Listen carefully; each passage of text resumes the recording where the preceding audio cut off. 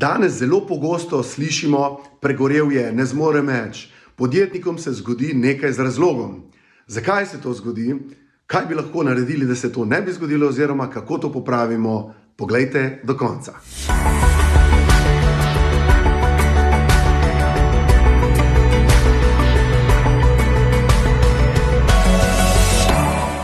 Zadovoljna obstoječa stranka nam pravi: to bi še potrebovali, a lahko to kupimo še.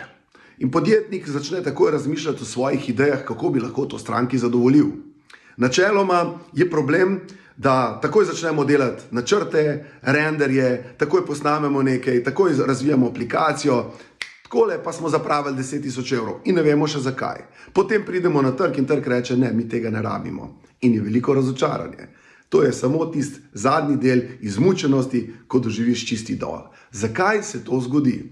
Zaradi tega, ker ne naredimo ene vmesne faze med idejo, med povpraševanjem in med zaključnim realizacijo.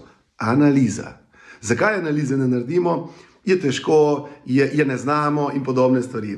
Analiza je ključna, da naredimo z nekim določenim številom ljudi pregled, ali bi oni to kupili, ali oni to potrebujejo. Običajno si damo številko 100 ljudi, 100 potencialnih strank bomo vprašali, ali bi to rabilo. In potem gremo v razvoj in vse naprej.